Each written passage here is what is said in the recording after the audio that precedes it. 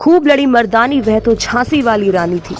सन 1857 का समय था। अंग्रेज अपना आधिपत्य देश भर में जमाने को आतुर थे। उन्होंने झांसी के रानी लक्ष्मीबाई की भी पेशवाई खत्म कर दी थी और उन पर अनेक मनमानी शर्तें लगा दी थी। रानी ने 60,000 रुपए खर्च कर इंग्लैंड के बोर्ड ऑफ डायरेक्टर्स के समक्ष अपना पक्ष प्रस्तुत किया, लेकिन न्याय नहीं मिला। इतना ही नहीं, सर ह्यूज रोज विशाल सेना लेकर 22 मार्च 1858 को झांसी के निकट आ पहुंचा। चंदेरी पर कब्जा करके वह झांसी की ओर आक्रमण करने के लिए बढ़ा। अंग्रेजी सेना के आने से पूर्व ही रानी लक्ष्मीबाई ने झांसी के चारों ओर दूर दूर तक के सारे इलाकों को जनशून्य कर दिया था, ताकि अंग्रेजों को रसद नहीं मिल सके। आक्रमण से पूर्व लक्ष्मीबाई ने स्वयं विप्लवकारियों के विरुद्ध कमान संभाल ली थी तथा किले की दीवारों पर तोपें चढ़वा दी। किले में कुल 15 तोपें थी, जिनमें कड़क बिजली, घन गर्जन तथा भवानी शंकर की मार दूर तक थी। 25 मार्च को दोनों पक्षों में गोलीबारी प्रारंभ कर दी। 26 मार्च की दोपहर को अंग्रेजी सेना ने नगर के दक्षिणी फाटक पर इतनी ज्यादा गोलीबारी की कि वहां रुकना मुश्किल हो गया। इसके जवाब में पश्चिमी फाटक के तोपची ने अपनी गोलीबारी से अंग्रेजों के सबसे अच्छे तोपची को उड़ा दिया। रानी ने उस तोपची को सोने का कड़ा इनाम दिया। गोलीबारी के 7वें दिन अंग्रेज सेना ने नगर के बाईं ओर की दीवार का कुछ भाग गिरा दिया, किंतु रक्षकों ने रात्रि में कंबल ओढ़कर उसकी मरम्मत कर दी। रानी रात्रि भर जागकर चारों ओर व्यवस्था स्वयं करती। 31 मार्च को झांसी की सहायता तात्या टोपे 20,000 सैनिकों के साथ पहुंच गए। सर ह्यूज रोज ने झांसी का घेरा उठाने के बजाय आधी फौज से उसका सामना किया। यदि तात्या डटकर सामना करते तो उनकी विजय निश्चित थी और अंग्रेजी सेना दो पाटों के बीच में फंस जाती, किंतु तात्या टोपे अधीर होकर मैदान छोड़ बैठे। अंग्रेजों को उसकी तोपें तथा युद्ध सामग्री और मिल गई। तात्या के आकर चले जाने से रानी की स्थिति अत्यधिक नाजुक हो गई, किंतु रानी तथा उसके साथियों का मनोबल नहीं गिरा। सर ह्यूज ने स्वयं लिखा है, रानी लक्ष्मीबाई के साथ झांसी की सैकड़ों स्त्रियां तोपखाने तथा शस्त्रागारों में आती जाती तथा काम कर रही थी। 3 अप्रैल को अंग्रेज सेना ने किले पर चारों ओर से हमला किया। रानी घोड़े पर सवार होकर सिपाहियों, सेना न्यायिकों व अन्य अधिकारियों के हौसले बढ़ाती हुई, इनमें इनाम जेवर बांटती हुई बिजली की तेजी से चारों ओर तेजी से आ जा रही थी। अंग्रेजों ने किले पर चढ़ने के लिए उत्तरी दीवार पर सीढ़ियां लगाई, किंतु उन पर चढ़ने वाले काट दिए गए। इसके बाद किसी विश्वासघाती ने दक्षिणी दरवाजे को खोलकर शत्रु सेना को किले में घुसाने दिया। इसी समय सदर दरवाजे की रक्षार्थ तैनात तोपची गुलाम गौस खां तथा खुदा बख्श मारे गए। अब किले के कमरे कमरे में तलवारों के युद्ध प्रारंभ हो गया। रानी के सैनिक शेरों की भांति लड़े। महल पर कब्जा हो जाने के 2 घंटे बाद तक युद्ध चलता रहा। झांसी वालों ने भागकर जान बचाने की नहीं सोची। विजेताओं ने चारों ओर लूट मचानी शुरू कर दी। रानी ने अपने सैनिकों से कहा, आप भागकर जान बचा ले, मैं गोली बारूद के ढेर पर बैठकर आग लगा दूंगी, मगर झांसी छोड़कर नहीं जाऊंगी। रानी के साथियों ने उनको समझाया कि स्वाधीनता युद्ध चालू रखने के लिए उनका जीवित रहना आवश्यक है। रात्रि के अंधकार में अपने दत्तक पुत्र दामोदर को पीठ पर बांधकर रानी मर्दाने वेश में कुछ अफगान सैनिकों के साथ घोड़े पर कालपी की ओर चली, लेकिन शत्रु सेना ने उनका पीछा किया। रानी के कुछ सैनिकों ने उनका रास्ता रोका ताकि वह जा पाए। रानी तेजी से गई और कालपी जाकर ही रुकी। उस समय नाना साहब का भतीजा राव साहब कालपी में था। कालपी का किला मजबूत था। युद्ध सामग्री तथा सेना भी पर्याप्त थी, किंतु योग्य नेतृत्व न था। रानी के कालपी पहुंचने पर सबको आशा हो गई थी। रानी संगठन, मोर्चा बंदी तथा व्यवस्था का महत्व समझती थी, किंतु राव साहब एक नारी का नेतृत्व स्वीकार करने को तत्पर नहीं थे। रानी कालपी में अंग्रेजों का सामना करने के पक्ष में थी, लेकिन राव साहब तथा तात्या के निर्णय के अनुसार कालपी से बढ़कर कांच में अंग्रेजों से लड़ा गया और उन्हें पराजित होकर वापस कालपी भागना पड़ा। 23 मार्च को अनेक युद्धों विद्रोहियों को कालपी भी छोड़कर जाना पड़ा। कालपी से पलायन के बाद राव ने ग्वालियर की ओर कूच किया। राव साहब तथा विद्रोहियों का मत था कि सिंधिया उनका स्वागत करेगा, किंतु उसने उन पर आक्रमण कर दिया। जब रानी तथा राव साहब की सेना ने सामना किया, तब सिंधिया के अधिकांश सैनिक अपने मालिक को छोड़कर उनके साथ हो गए।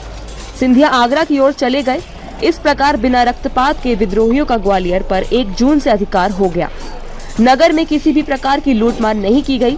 जो अधिकारी भागे नहीं थे उनको पुराने पदों पर रखा गया। सिंधिया के खजाने में से 19 लाख रुपए निकाले गए। उसने सैनिकों को वेतन तथा इनाम के रूप में 9 लाख, राव साहब की सेना को 7.5 लाख, नवाब बाटा को 60,000 तथा रानी लक्ष्मीबाई को 20,000 रुपए दिए गए। राव साहब ने 15,000 स्वर्ण मुद्राएं स्वयं रख ली। ग्वालियर पर विद्रोही के अधिकार से अंग्रेज अत्यधिक चकित हुए। उन्होंने इसकी कभी कल्पना भी नहीं की थी। अब यदि विद्रोही ग्वालियर से रुपए लेकर दक्षिण की ओर जाते तो अंग्रेजी सेना उनके इतने शीघ्रता से परास्त नहीं कर पाती, क्योंकि दक्षिण पेशवाओं की मातृभूमि थी तथा नर्मदा पार करते ही दर्जनों छोटे बड़े राजा, अधिकारी तथा साधारण जनता उनके साथ हो लेती। किंतु राव साहब ने तो ग्वालियर की गद्दी पर बैठते ही विजयोत्सव मनाने आरंभ कर दिए। रानी वरिष्ठ सरदारों के इन कार्यकल्पों से परेशान थी। वह जानती थी कि सेनापति रोज ने गत 6 माह में नर्मदा से यमुना तक का प्रदेश पुनः जीत लिया है। वह शीघ्र ही हमला करेगा और ग्वालियर हाथ से निकल जाने पर विद्रोही के पैर सदैव के लिए उखड़ जाएंगे। ह्यूज रोज विलंब के नुकसान को जानता था, अतः उसने 6 जून को कालपी से कूच कर दिया तथा 16 जून को ग्वालियर के पास 5 मील दूर मुरार पहुंचा। वहां विद्रोही की सेना ने तात्या टोपे के सेनापतित्व में उसका सामना किया। विद्रोही सेना के पांव उखड़ गए। राव साहब घबरा गए।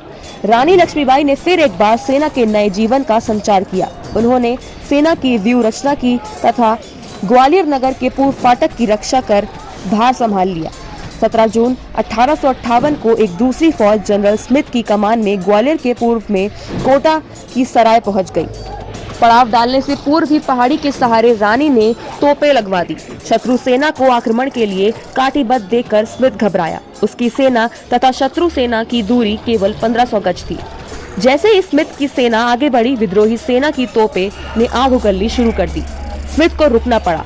उसने घुड़सवार तथा पैदल सैनिकों को आगे बढ़ाया, किंतु रानी के नेतृत्व में विद्रोही सेना ने इतनी भयंकर मारकाट मचाई कि अंग्रेज को 17 जून 1858 को पीछे हटना पड़ा। मर्दानी पोशाक में घोड़े पर सवार रानी ने पूरे रणक्षेत्र पर छाई रही तथा 20 शत्रु सैनिकों को उसकी तलवार के वार से यमलोक पहुंचा दिया। उनकी प्रिय सहेलियां काशी तथा मंदरा उनके साथ थी। 18 जून 1858 का दिन था। उस दिन पूर्वी मोर्चे पर जनरल स्मिथ की सहायता सर ह्यूज रोज ने भी की। प्रातः वह रण क्षेत्र पर अपनी सहेलियों के साथ थी। उस समय आसपास लगभग 500 सैनिक थे। इतने में ही आक्रमण की सूचना मिली। वह घोड़े पर चढ़ शत्रु सैनिकों की ओर लपकी। उनके मुंह में घोड़े की रास तथा दोनों हाथों में तलवारें थी। उनकी एक ओर काशी तथा दूसरी ओर मंदरा तलवारें चला रही थी। रानी की सेना कई भागों में शत्रु सेना के साथ भिड़ गई। उसके सैनिकों की संख्या निरंतर कम होती जा रही थी। वह शत्रु सेना को चीरती हुई आगे बढ़ रही थी। उनके सैनिक भी उनकी वीरता तथा निडरता से प्रभावित होकर शत्रुओं का संहार करने लगे। शत्रु सैनिक आधुनिकतम हथियारों से सुसज्जित थे तथा युद्ध विधा में प्रशिक्षित थे, जबकि रानी की सैनिकों में अधिकांश के पास पुराने हथियार थे।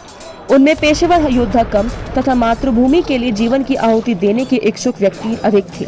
ऐसे में 23 वर्षीय रानी कब तक सर ह्यूज रोज जैसे तपे हुए सेनापति से मुकाबला करती, जो कि गत 40 वर्षों में मिस्र से मुरार तक सैकड़ों युद्ध लड़ चुका था। व्यक्तिगत वीरता व साहस में रानी का कोई बराबरी नहीं कर सकता था, किंतु उसके सैनिक तथा साथी अनुभवहीन थे। कई घंटों तक भयंकर मारकाट हुई। अंत में रानी के सैनिकों के पैर उखड़ गए। शत्रु सैनिकों ने उन्हें चारों ओर से घेरना प्रारंभ कर दिया। उनके पास 15-20 घुड़सवार तथा दोनों सहेलियां ही रह गईं। उन्होंने घोड़े को सरपट दौड़ाया तथा शत्रु सेना को चीरकर अपनी सेना के मुख्य भाग की ओर दौड़ी। शत्रु सैनिक उनके पीछे लपके, किंतु वह तलवार से रास्ता बनाती बढ़ती चली। अचानक एक गोली उनकी सहेली मंदिरा को आके लगी तथा वह उसी समय मर गई।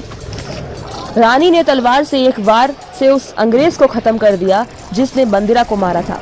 रानी फिर आगे बढ़ी। सामने एक नाला था। रानी ने घोड़े को एट देकर नाला कुदाना चाहा, किंतु घोड़ा ठिठक गया। पिछले युद्ध में उनके कई घोड़े मर चुके थे, अतः यह घोड़ा नया था। नाले पर उसने छलांग नहीं लगाई। यदि वह नाला कूद जाता तो रानी अंग्रेजों के हाथ किसी भी प्रकार में नहीं आती, लेकिन घोड़े के रुकते ही शत्रु सैनिक ने उन्हें घेर लिया। रानी की टांग में एक गोली लगी, फिर भी वह अकेले ही तलवार से शत्रुओं से लड़ती रही। इतने में ही एक शत्रु सैनिक ने पीछे से उनके सर पर तलवार का वार किया, जिससे उनके मस्तिष्क का दायां भाग अलग हो गया। रानी मुड़ी और तलवार चलाती रही। दूसरा वार उनके सीने में लगा। अचेत होकर गिरने से पूर्व उन्होंने आक्रमणकर्ता का हाथ काट दिया। फिर वह गिर पड़ी। ऐसे गिरी कि सर ह्यूज रोज जैसे सेनापति ने उन्हें शत्रु पक्ष की सबसे योग्य तथा वीर योद्धा माना। रानी का विश्वास पात्र सेवक रामचंद्र राव देशमुख उनके पास था। वह उनको पास ही स्थित बाबा गंगादास की कुटिया में ले गया। बाबा ने रानी को शीतल जल पिलाया तथा कुटिया में लिटा दिया। कुछ ही क्षणों में रानी के प्राण पखेरु उड़ गए। उनकी अंतिम इच्छा के अनुसार रामचंद्र राव ने घास की एक छोटी सी चिता बनाई तथा रानी के पार्थिव शरीर का दाह संस्कार कर दिया। जब शत्रु सैनिक रानी की तलाश में वहां पहुंचे तब उनके हाथ कुछ न लग पाया। वहां तो कुछ अस्थियां मात्र शेष थी। मन ही मन नारी शौर्य की प्रतीक रानी लक्ष्मीबाई के प्रति होते हुए शत्रु सैनिक वहां खाली हाथ लौट गए। आज भी नारी शौर्य का प्रसंग चलते ही झांसी की रानी लक्ष्मीबाई का नाम अनायास ही सामने आ जाता है।